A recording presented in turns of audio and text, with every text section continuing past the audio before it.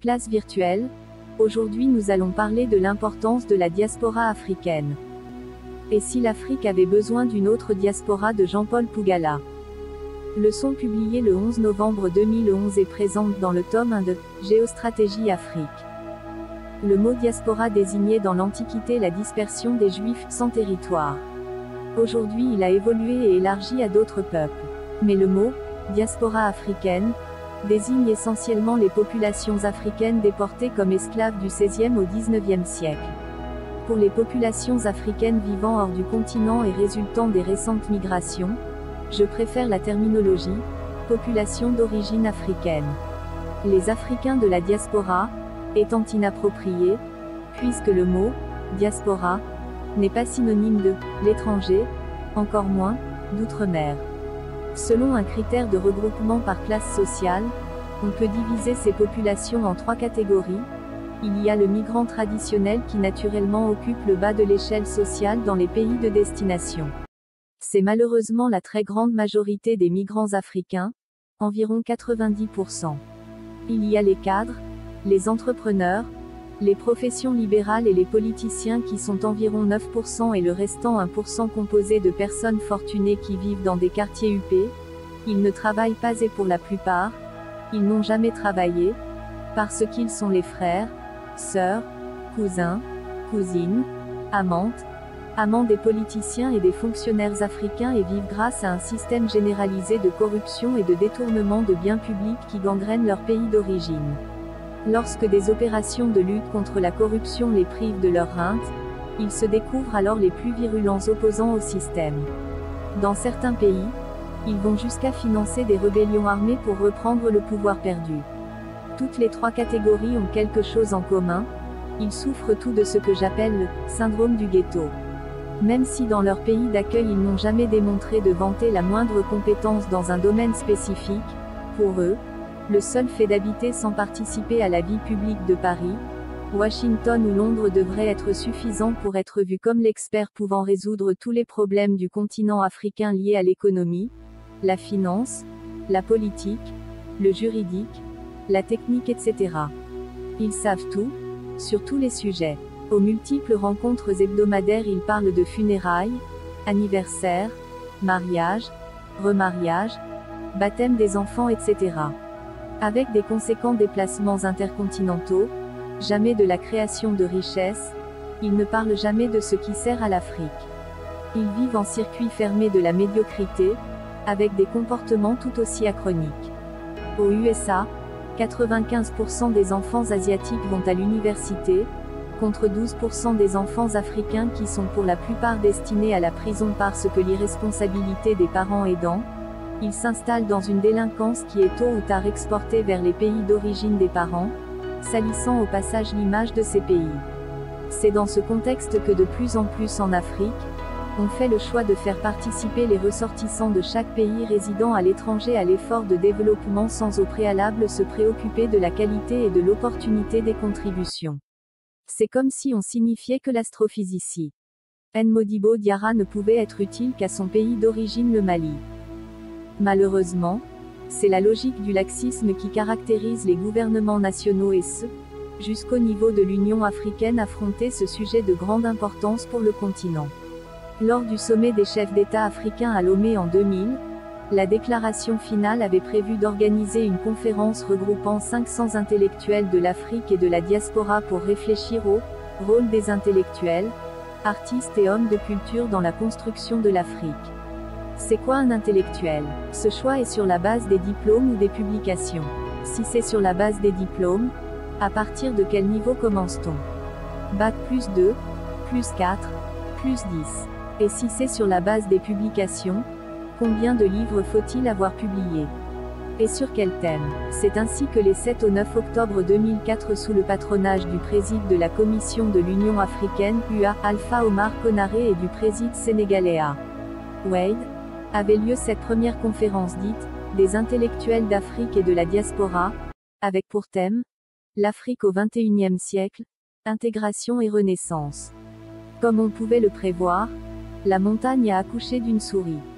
Que pouvait-on attendre de 500 personnes, ne parlant pas la même langue, sous influence culturelle des plus éparpillées, sans un cahier de charges précis. Une navigation à vue. Ne fallait-il pas d'abord organiser ces Africains? Un mois après, c'est l'Angola qui prenait le flambeau en organisant du 8 au 10 novembre 2004 à Luanda, sur l'initiative du gouvernement angolais, la première rencontre depuis l'indépendance le 11 novembre 1975 des cadres angolais de l'étranger, avec 263 professionnels formés et résidant à l'étranger et 253 professionnels formés en Angola et résidant à l'étranger. Dans le communiqué final, il était question de trouver comment faire participer les Angolais de l'étranger en fonction des secteurs et des domaines où leur contribution serait le plus efficace. 2 mois plus tard, c'était au tour du Kenya de récidiver avec la rencontre africaine sur la fuite des cerveaux, le 19-12-2004 à Nairobi réunissant 250 intellectuels africains venus d'Afrique, Europe et Amérique du Nord, sous le haut patronage du ministre kényan du Plan et du Développement national, Anyang' Nyong'o. Et depuis lors, c'est chaque pays africain qui est entré dans la danse avec des petites variantes ici et là. Mais les erreurs que tous commettent sont de 2 sortes. Il est utopique de croire des Africains qui sont souvent victimes de racisme et d'exclusion en Occident, pourront faire des miracles en occupant des postes de responsabilité en Afrique qu'ils n'ont jamais eu la chance d'occuper auparavant dans leur pays de résidence. 2. Le taux de chômage des populations d'origine africaine dans les principaux pays occidentaux est souvent le plus élevé, pouvant arriver au double de la moyenne nationale. Faire croire à ces populations qu'elles peuvent trouver du travail dans leur pays alors que le chômage reste encore le plus grand problème non résolu du continent est une faute politique qui peut avoir des conséquences dramatiques sur la vie des personnes qui retournent dans leur pays. Que faut-il faire? Au niveau national de chaque pays. Mobiliser les citoyens qui habitent à l'étranger pour qu'ils retournent au bercail, mais en insistant sur le fait qu'ils doivent venir créer leur propre travail, qu'ils auront une facilité dans les démarches administratives pour créer leur propre entreprise.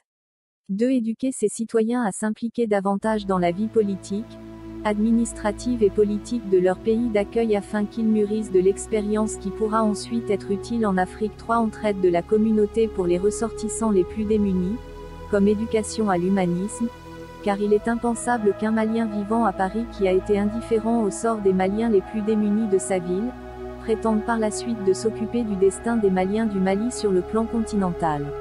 L'Union africaine devrait recenser toutes les populations d'origine africaine qui ont excellé dans n'importe quel domaine dans le monde et les coopteurs pour qu'elles contribuent à la mise en œuvre d'un cahier de charges pour un vrai développement panafricain.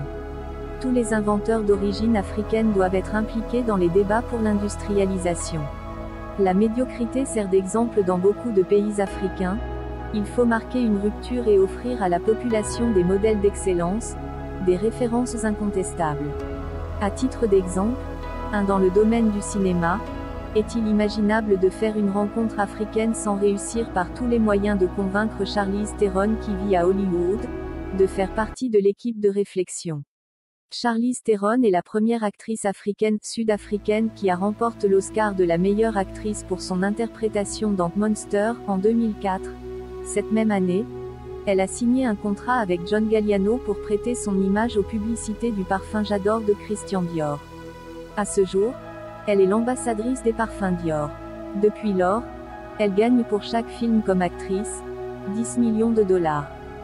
2. Peut-on faire une rencontre africaine pour parler du système financier sans inviter autour de la table les Nigérians de Londres qui en 2007, grâce à leur ténacité ont permis à 2 banques nigérianes de s'installer dans la capitale britannique et surtout ont permis à 3 autres, Guaranty Trust Bank, Access Bank et United Bank for Africa de réussir l'exploit de mobiliser en quelques mois, 1,3 milliard de dollars US à la London Stock Exchange LSE, la bourse des valeurs de Londres, de l'argent frais pour l'économie nigériane.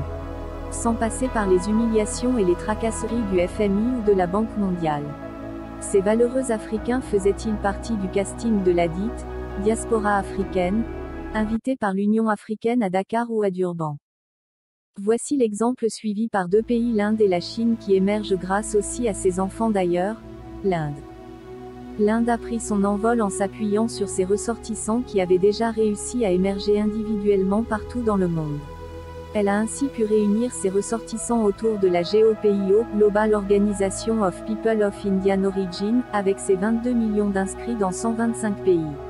Les représentants se rencontrent une fois par an dans l'un des 125 pays et élisent leur président et le secrétaire. La rencontre a pour thème « Partager les expériences positives de la communauté pour permettre une plus grande création de la richesse et comment faire profiter le pays, l'Inde de tous leurs acquis hors du pays ». Elle aide les Indiens de l'étranger les plus démunis. Dans cette organisation, on trouve des illustres noms comme Lakshmi Mittal qui vit à Londres, est classée 5e fortune du monde en 2010 avec 28,7 milliards de dollars US. L'histoire retiendra qu'en février 2006 toute l'Union européenne s'était opposée à l'offre publique d'achat, OPA, lancée par M. Mittal sur la société sidérurgique française Arcelor. C'était pour l'Europe insultant qu'un fils des colonies mette la main sur un des fleurons de son industrie.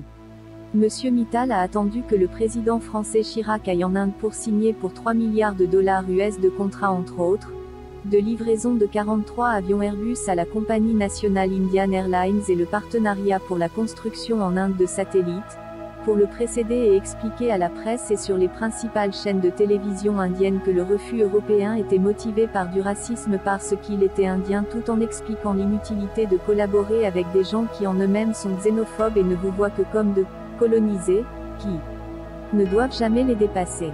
C'est ainsi que sous la pression populaire indienne, pour prouver le contraire, M. Chirac dut céder et aujourd'hui grâce à son groupe ArcelorMittal, M.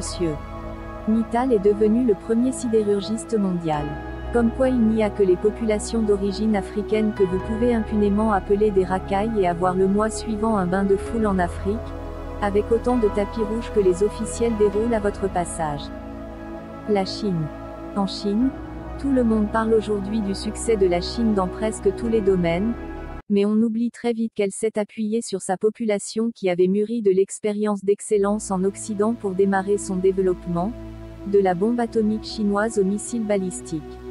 Deng Xiaoxian 1924 à 1986.